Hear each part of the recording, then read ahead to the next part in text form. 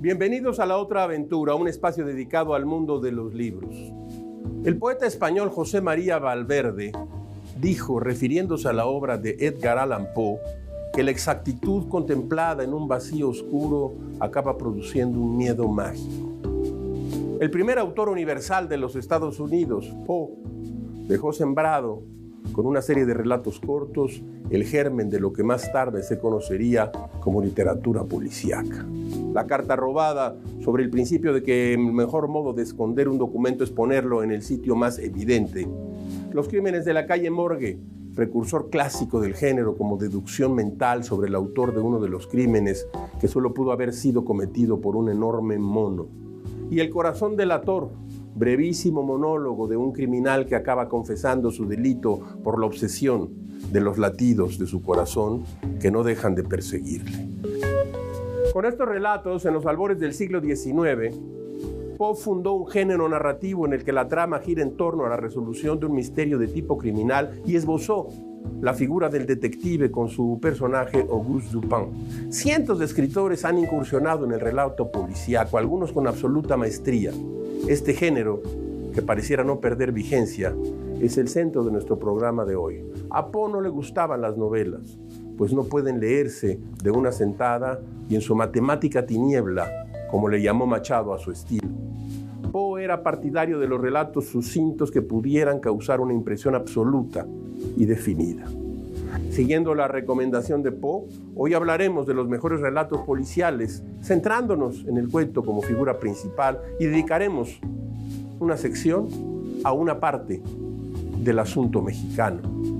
Johann August Strindberg decía que la sociedad es un manicomio cuyos guardianes son los funcionarios de policía. Acompáñenos a resolver algunos misterios de la mano de las plumas más portentosas de las letras. Como todas las semanas, les recuerdo que fue Adolfo Bioy Casares quien escribió que leer era la otra aventura y que la primera era probablemente la vida misma.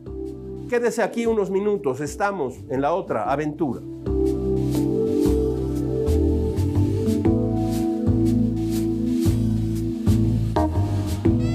En el relato ¿Quién mató a Agatha Christie?, Vicente Leñero colocó a los detectives James Japp y a Hercule Poirot frente a un divertido dilema. Los personajes de Christie se preguntan: ¿seremos nosotros las próximas víctimas de nuestra creadora? Dice el relato de Vicente Leñero. Un largo silencio invadió a los dos amigos. Japp buscó en los ojos de Poirot una pista que lo llevara hasta sus pensamientos, pero el detective rehuyó discretamente la mirada al tiempo que se levantó de la mesa para ir en busca de un paquete de sus queridos cigarrillos rusos. Ofreció a Japp, que el inspector rechazó cortésmente con un ademán, y tras encender y dar una larga fumada al que se llevó a los labios, Poirot rompió el silencio. La muerte de un personaje de novela es siempre relativa. Muere cada vez que el lector cierra el libro y vive cada vez que lo abre. Pero eso no disculpa a Madame Christie a perpetrar un acto criminal tan alevoso como este, interrumpió Japp. La muerte de los humanos, en cambio, es real, definitiva. Cuando mueren, ya sean víctimas de una enfermedad o de un crimen, mueren para siempre, sin remedio. Por eso temen tanto al final y por eso cualquier amenaza en ese sentido los lleva a cometer barbaridades, a renunciar incluso a sus propias convicciones y querencias. Continuó Poirot. Este relato de Leñero forma parte del libro Cajón Desastre, que fue publicado en 1981 por la editorial de la Benemérita Universidad Autónoma de Puebla. Vicente Leñero.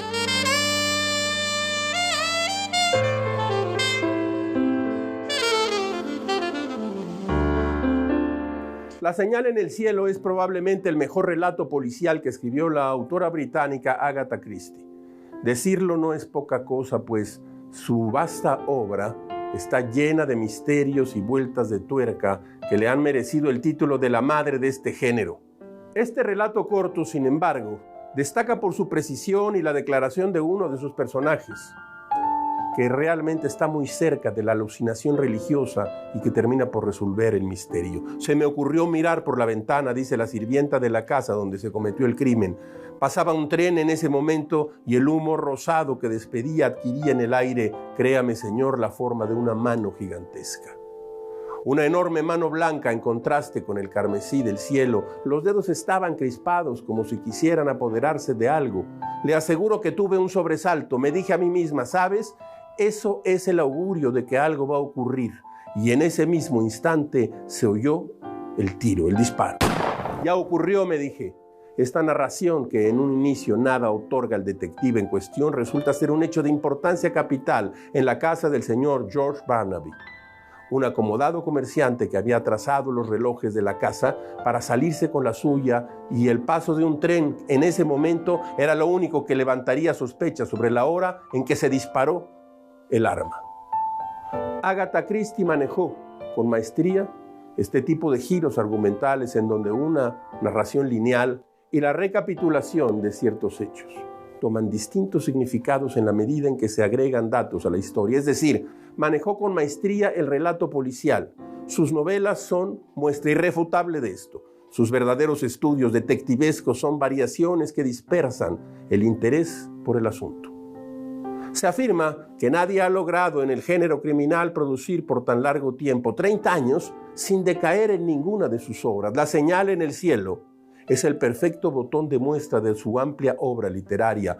Un gran escritor inglés nacido en Londres en el año de 1874 renovó el cuento, la novela, la crítica, la biografía, la polémica y especialmente las ficciones policiales.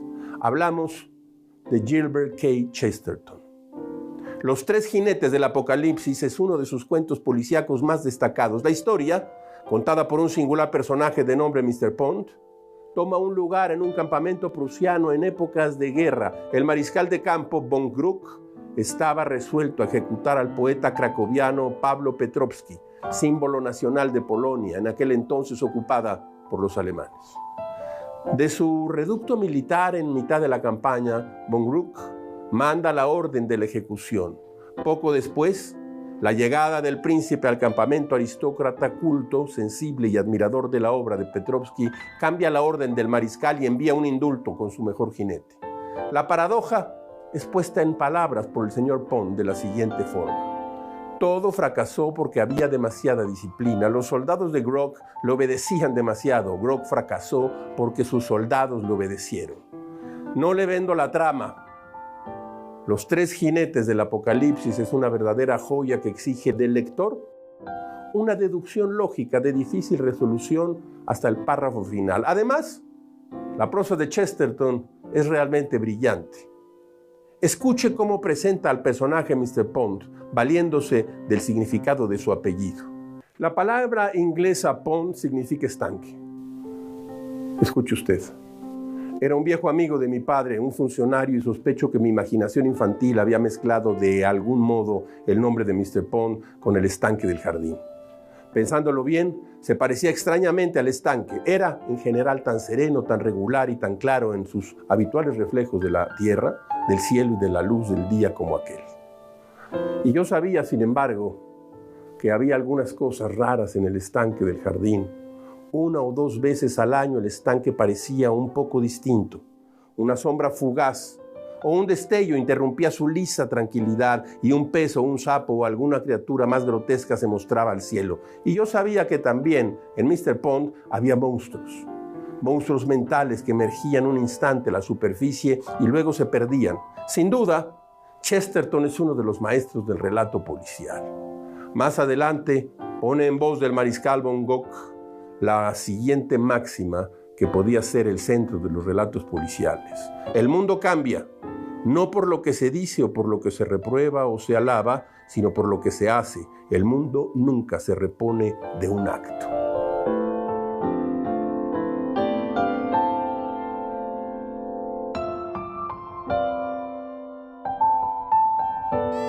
Como guía para algunas secciones de este programa utilizamos estos dos pequeños libros.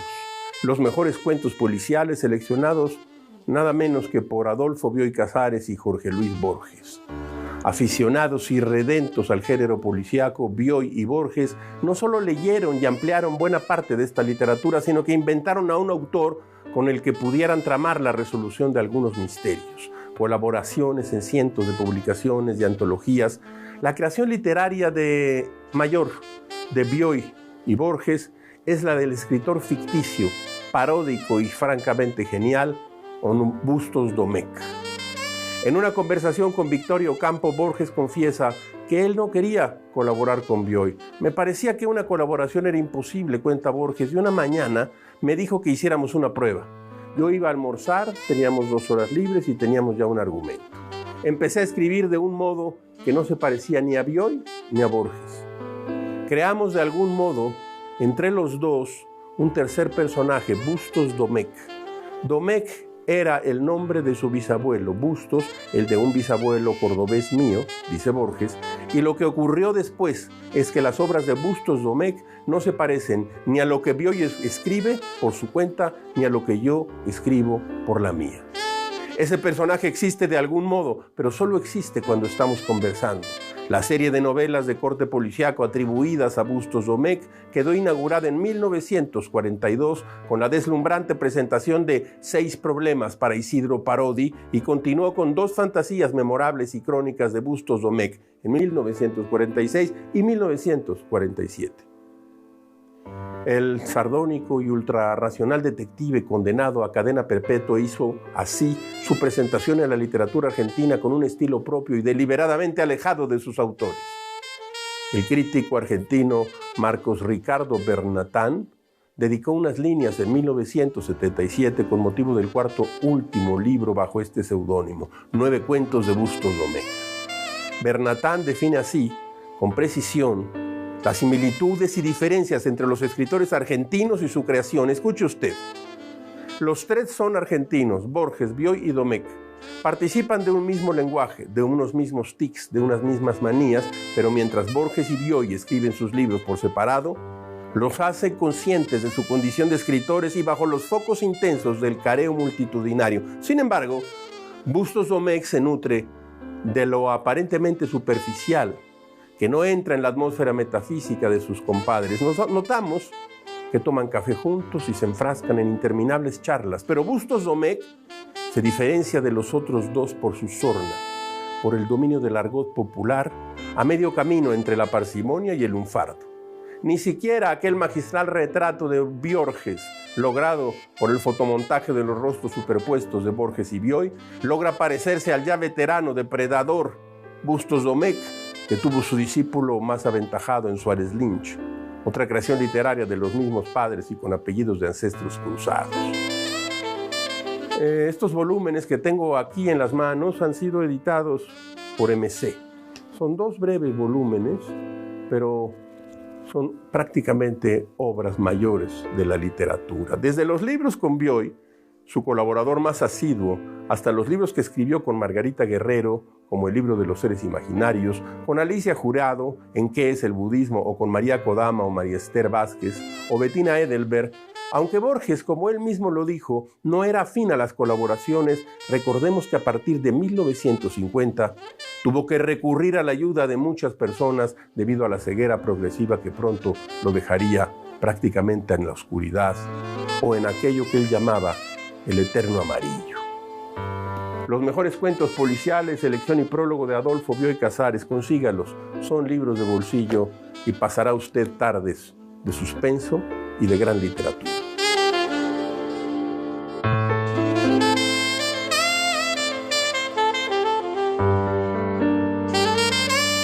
En la segunda parte de la selección de Jorge Luis Borges y Adolfo Bioy Casares de los mejores cuentos policíacos se puede encontrar el cuento La espada dormida, del argentino Manuel Peirú. En su inicio, que hemos traído a esta sección, Peirú examina algunos de los pormenores de lo que se puede llamar la mística del crimen. Antes de dar inicio a esta narración del caso, escuche usted.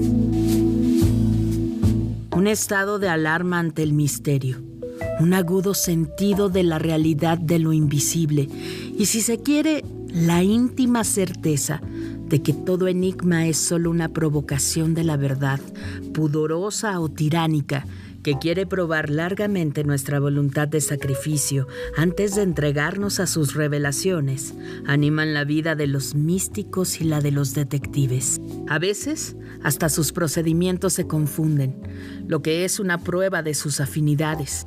La historia está llena de místicos con alma de sabuesos, de hombres que olfateaban la eternidad y buscaban huellas digitales del Señor en los picaportes o en el cristal de las ventanas. A la inversa, tampoco puede negarse la existencia de detectives dueños de revelaciones sobrenaturales, en cuyos éxtasis policíacos aparece en forma concreta el proceso de un crimen, con detalles y evidencias que serían luego desarrollados a priori hasta llegar a una verdad idéntica a la revelada.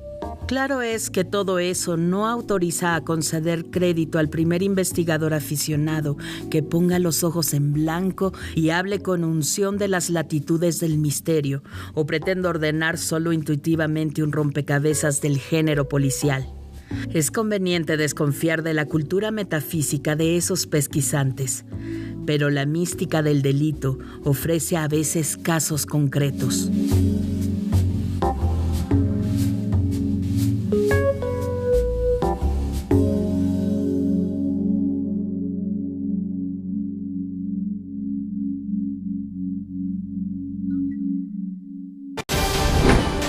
¿Qué está pasando en ADN 40?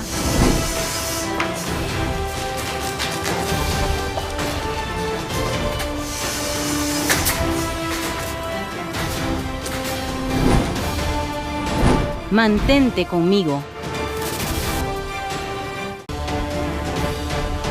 Aquí tú eres parte del cambio.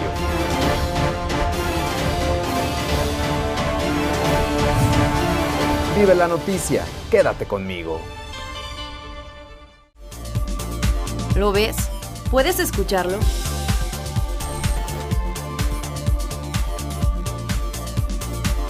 Muy pronto, ADN 40, infórmate conmigo. ¿Qué está pasando en ADN 40?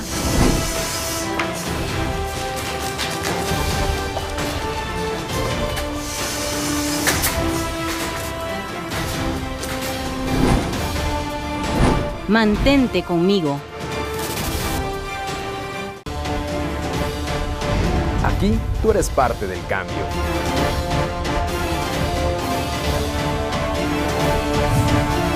Vive la noticia, quédate conmigo. ¿Lo ves? ¿Puedes escucharlo?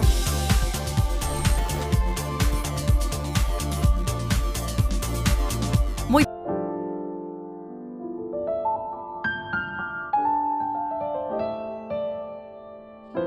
Mire usted lo que nos ha llegado a la mesa de novedades, aquí a esta mesa de La Otra Aventura, de la editorial Páginas de Espuma, que desde hace mucho tiempo se dedica a publicar relatos, cuentos, historias breves. Este es el segundo tomo de los cuentos completos de Edith Wharton.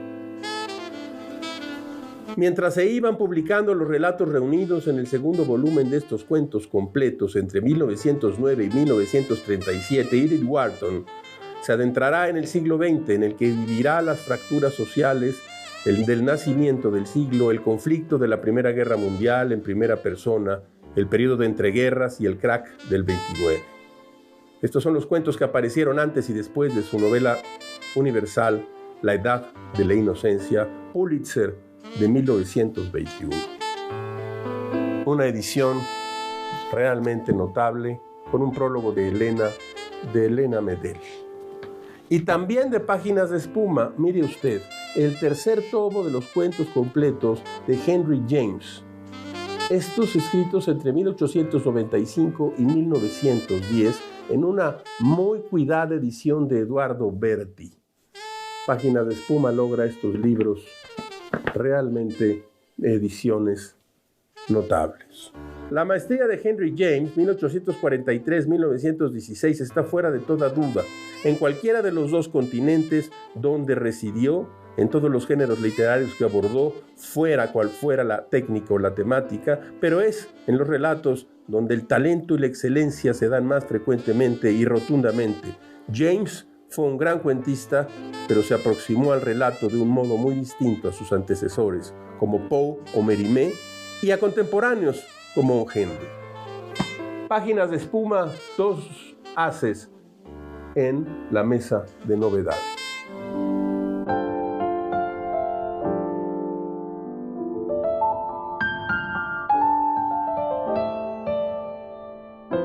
En el año de 1976 fue publicado por la editorial Joaquín Mortis el segundo libro de relatos de la escritora Guadalupe Dueñas, que lleva por nombre No moriré del todo. En este libro, Dueñas incluyó los relatos La Dama Gorda y Barrio Chino, ambos con una intriga y un asesinato. En La Dama Gorda, la escritora narra el misterioso asesinato de una mujer con sobrepeso que vive en una gran mansión y jamás hablaba con nadie. En Barrio Chino, Dueñas plantea un relato en el cual se desconoce la raíz de la trama, pero se sugiere que previamente ocurrió un crimen entre una pareja y un suicidio está por ocurrir. Este último relato parece estar situado en el café en la calle de Dolores en el centro histórico de la Ciudad de México, donde solían reunirse Efrén Hernández, Rosario Castellanos, Dolores Castro y la propia Guadalupe Dueñas, Emma Godoy y José Gorostiza en 1939, poco antes de fundar la revista literaria América. Los cuentos de No moriré del todo pueden encontrarse en el compilado de obras completas de la autora, publicado por el Fondo de Cultura Económica.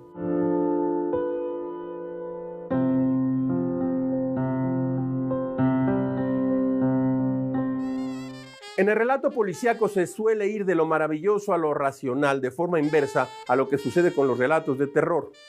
La escritora María Elvira Bermúdez decía que el relato policíaco es probablemente uno de los más difíciles de escribir, ya que saber quién fue el asesino y conocer sus motivos constituye un reto a la imaginación y a la capacidad intelectual del lector. Bermúdez aseguraba que los escritores de relatos policíacos están obligados a jugar limpiamente con los lectores, pues estos deben obtener por parte del autor todos los elementos para poder resolver el misterio que plantea el relato. En 1987, un año antes de su muerte, María Elvira Bermúdez publicó la antología del cuento policíaco mexicano que editó Premiá en conjunto con la editorial de la UNAM. Este libro está formado por relatos: Debut profesional de Antonio Elú, La muerte poética de Rafael Bernal, El caso del usurero de Rubén Salazar Mayén, El vitral de la coneja de Salvador Reyes Nevares, Sinfonía pastoral, José Revueltas, Algo en la oscuridad de José Emilio Pacheco y Quién mató a Agatha Christie de Vicente Leñero. En el prólogo, Bermúdez hace un breve recuento histórico de lo que había sido hasta entonces el relato policíaco en México. De acuerdo con Bermúdez, el género policial en México fue impulsado en gran medida por la editorial Albatros en la década de 1940. Fue precisamente en Albatros donde se publicó La obligación de asesinar de Antonio Elú, considerado el primer libro del género en toda la regla en las letras mexicanas. María Elvira Bermúdez fue abogada, graduada en la Escuela de Derecho. La escritora duranguense comenzó a publicar en el año de 1940 en la ya mencionada revista Selecciones Policíacas y de Misterio. Su carrera como abogada la llevó a conocer por experiencia propia los procesos judiciales y la actividad criminal que se desarrollaba en la Ciudad de México, lugar donde radicó desde su infancia y hasta su muerte en el año de 1988. En relatos como Las cosas hablan, precisamente antes de sus ojos, o Detente sombra, Bermúdez desarrolló al personaje de María Elena Morán, la primera detective mujer en la literatura latinoamericana, de imaginación alebrestada, como menciona en uno de sus relatos su esposo Bruno Morán. María Elena es una lectora apasionada de historias de crimen y misterio. A través de los distintos episodios narrados por Bermúdez, se enfrenta con enigmáticas situaciones y crímenes, los cuales resuelve gracias a su atenta observación, su inteligencia y a los conocimientos adquiridos mediante la lectura de la literatura policíaca. Por ejemplo, en el cuento Precisamente ante tus ojos, Bruno y María Elena se encuentran de visita en la Ciudad de México. Mientras Bruno atiende sus asuntos como diputado federal por Coahuila, María Elena se dedica a descubrir quién ha robado un viejo manuscrito a su tío.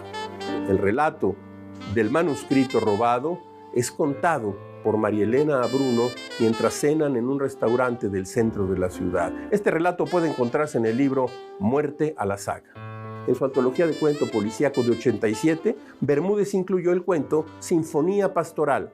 Este relato, publicado originalmente en el libro Material de los Sueños, es en su forma particular un cuento policíaco, ya que hay un cadáver, una intriga y suspenso. Sinfonía Pastoral es, en síntesis, una historia sobre un matrimonio en el cual ha ocurrido una infidelidad por parte de la mujer. El relato comienza mientras la pareja se encuentra viendo una película en una sala de cine. Mientras la cinta se proyecta, la esposa se encuentra nerviosa debido a que aguarda y guarda un secreto. Su amante está escondido en el refrigerador de su casa. Ella se pregunta cuánto tiempo aguantará ahí. ¿Podrá sobrevivir al menos lo que dura la película? Cuando llegan a casa, ella le propone a su marido poner una botella de champaña en el refrigerador. Allí, el relato toma un giro inesperado. Borges decía que el relato policíaco tiene la cualidad de perfeccionar el horror de la vida humana. En Sinfonía Pastoral Revueltas pone de relieve la mezquindad que puede habitar en el corazón humano. Material de los Sueños se encuentra desde luego publicado por la editorial Era.